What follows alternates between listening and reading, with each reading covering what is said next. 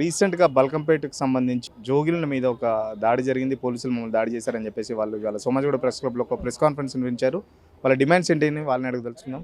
ఏంటి మేడం మొన్న బల్కంపేట దగ్గర జరిగిన ఇష్యూ ఏంటి? మొత్తం పూర్తి డీటెయిల్ చెప్పండి. మీ రాష్ట్ర తెలంగాణ ప్రభుత్వానికి నా యొక్క నమస్కారం. మా శివశక్తుల సంఘానికి నమస్కారం. మేము ప్రతి సంవత్సరం అమ్మవారి కళ్యాణం అంగరంగ వైభోగంగా జరుగుతుందని సంవత్సరం నుంచి మేము ఎదురు చూసే ఈ గవర్నమెంట్ నేషనల్ పండుగ జరుపుకుంటున్నాం కాబట్టి ప్రతి సంవత్సరం మేము ఆటపాటలతోని అమ్మవారి శోభయాత్ర కానీ, అమ్మవారి పటం కానీ, అమ్మవారి బోనాలు కానీ నియమ నిష్ఠాలతోని మేము ఎక్కిస్తాము. ఈ సంవత్సరం మేము అదే విధానంగా అందరము మమ్మల్ని మేము అలంకరించుకొని అమ్మవారికి ఓడిబియ్యాలు, పట్టు వస్త్రాలు తీసుకొని మేము వెళ్ళాము. అట్లీస్ట్ గుడిలోకి వెళ్ళనీయలేదు, స్టేజ్ పైనకి వెళ్ళి ఆయన మేము ఏమనలేదు, మమ్మల్ని పటాలు ఇవ్వనీయలేదు.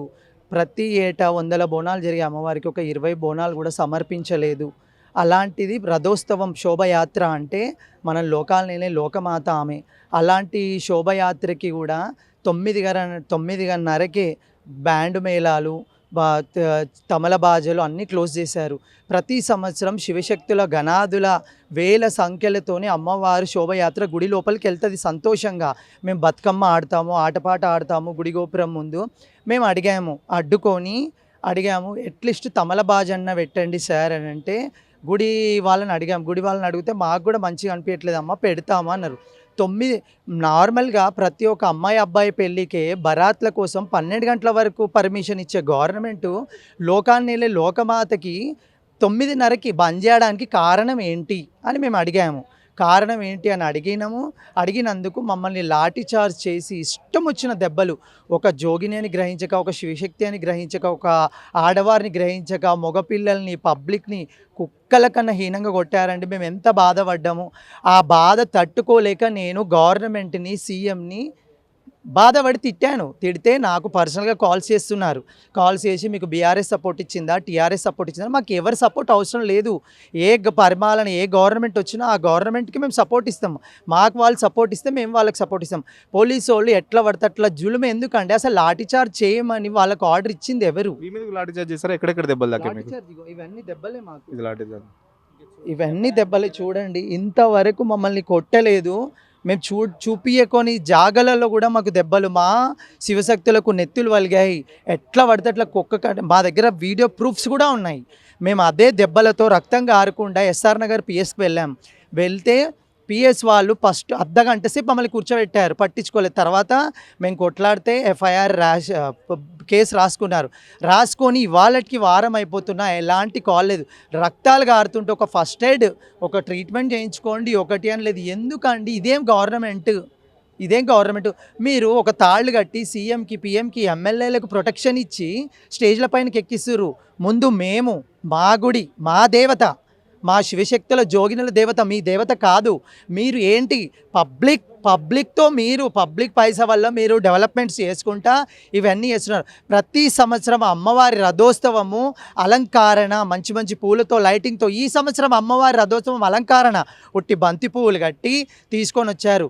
ప్రతి ఒక్కరికి పోతురాజులకు ఒక విలువ లేదు, అక్కడ శివశక్తులకు విలువ లేదు, జోగినీలకు విలువ లేదు. మరి మమ్మల్ని కొట్టిన కారణం ఏంటి? మాకు గవర్నమెంట్ రేవంత్ రెడ్డి గారి ప్రతి ఒక్కరిని మేము తిట్టాము. మా శాపన ఇప్పటికీ చెప్తున్నాము, మేము కలకలబడి శాపిస్తే పక్కా తాకుతుంది. మీరు భరించలేనంత సిచ్యువేషన్ చూస్తారు. మేము ఈ సంవత్సరం బోనాలు బంద్ చేద్దాం అనుకున్నాం. మేము బంద్ చేస్తే కూడా అమ్మవారు ఏ విధానంగా ఆగ్రహం అవుతుంది, ఏ విధానంగా మీకు పనిష్మెంట్ ఇస్తుందో మీకే తెలుస్తుంది గవర్నమెంట్కి. శివశక్తులు అంటే దాదాపు అమ్మవారి ప్రతిరూపాలుగా చూడాలి మిమ్మల్ని. మీకు సంబంధించి ఏర్పాట్లు సరిగా చేయట్లేదా?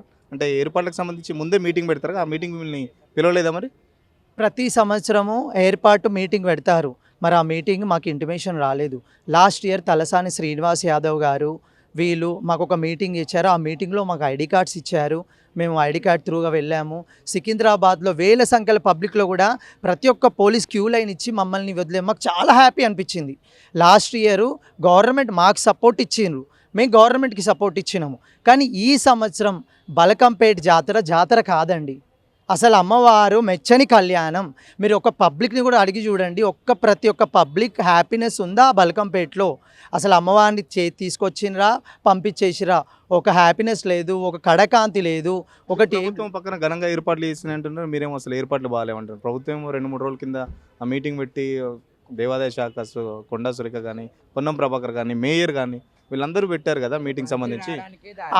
మీ మీటింగ్ పెట్టినప్పుడు మరి మాకు కూడా ఇంటిమేషన్ ఇవ్వాలండి. మీ ఫెసిలిటీస్ మీకు ఏం కావాలి? మీరు ఉంటేనే అమ్మవారి నైవేద్యం. మీరు అలంకరణ చేసుకొని ఆమెకు మేము జోగు వేయమని, ఆమెకు తలంబ్రాలని, పట్టు వస్త్రాలని. పూర్వకాలంలో పట్టు వస్త్రాలు అస్సలు బలకంపేట కళ్యాణ ప్రత్యేకత ఎవరికి తెలియదు. బ్రాహ్మణులు చేసే కళ్యాణం కాదు. బల్కంపేటలో ఒగ్గువారు బయళ్ళ వారితో అమ్మవారి కళ్యాణం అవుతుండే. మా శివశక్తులు ముందు నుండి పట్టు వస్త్రాలు తీసుకొని ఆమెకు బియ్యము, నాగవెల్లి అన్నీ కలిపి ఒగ్గువాళ్ళు చేస్తుండే. ఇప్పుడు బ్రాహ్మణ్స్కి ఇచ్చారు. సరే, బ్రాహ్మణ్స్కి ఇచ్చిన ఒక జోగువారు లేని కళ్యాణం ఏం కళ్యాణం? అమ్మవారు మీరు సీఎంలు పిఎంలు మీరు అలంకరించుకొని కూర్చుంటారు. అక్కడ అమ్మవారికి ఏం జరుగుతుంది ఏంది మీరు ఎవరు చెప్పలేరు, మీకు తెలియదు. ఒక స్టేజ్ పైనకి ఒక జోగిని ఎక్కనివ్వలేదండి.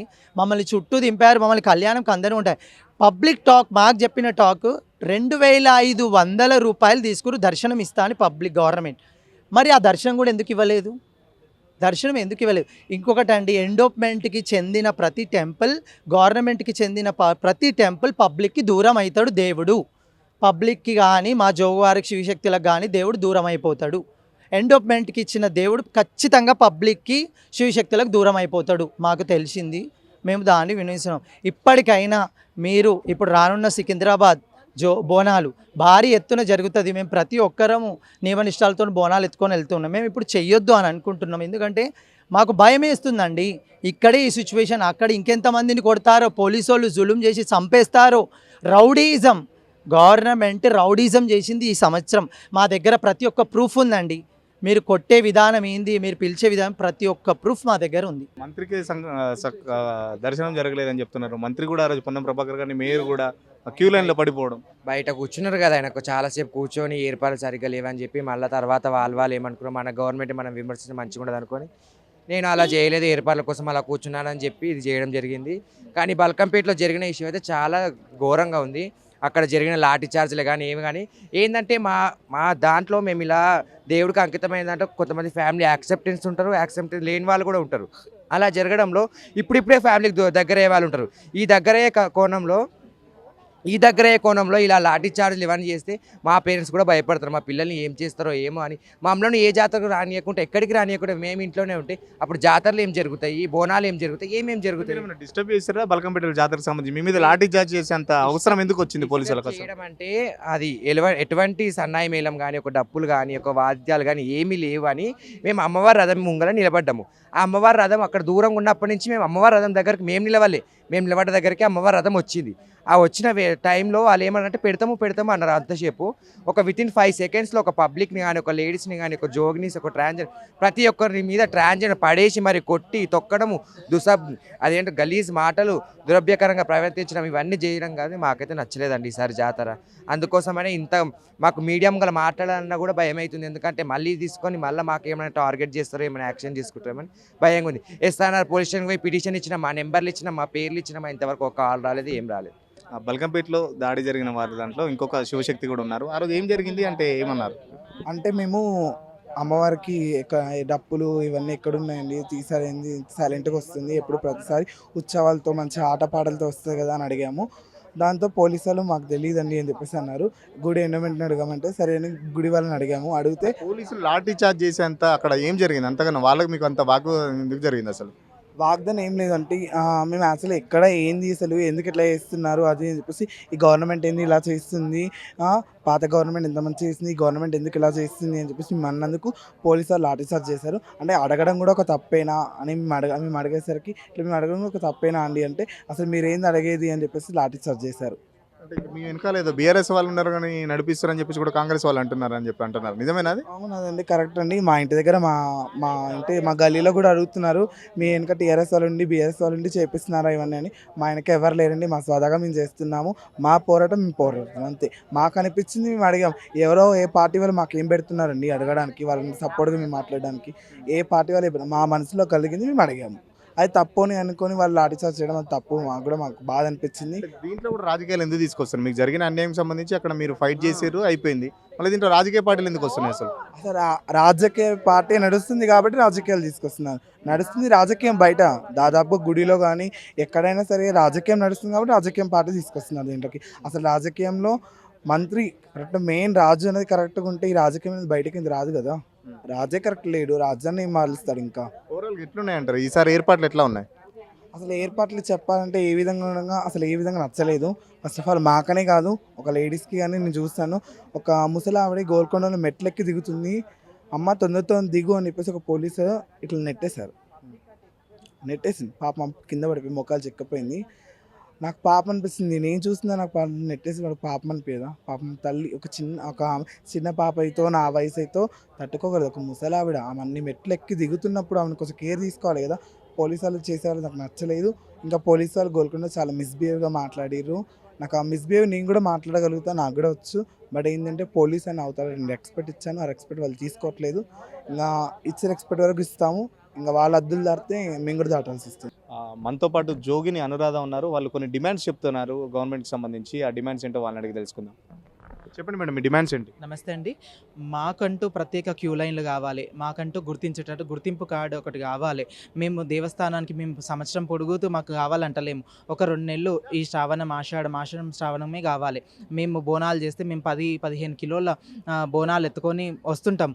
ఒక వివిధ ప్లేస్ల నుంచి, ఒకళ్ళు 5 కిలోమీటర్లని, ఒకళ్ళు 3 కిలోమీటర్లని, అంతంత దూరం నుంచి వస్తుంటాం. కాబట్టి ఈ జనాలు కూడా ఎగబాడు, ఈ తొక్కీసలాటలు జరుగుతుంటాయి. కాబట్టి మాకంటూ ప్రత్యేకమైన క్యూ లైన్లు కావాలి. మాకంటూ ఈ డిమాండ్లు మేము ఇవ్వకుంటే మాత్రానికి, మాకు యాక్సెప్ట్ చేయకుంటే మేము బోనాలు చేయం. ఈసారి సికింద్రాబాద్ మాంకాల మాకు బోనాలు చేయం.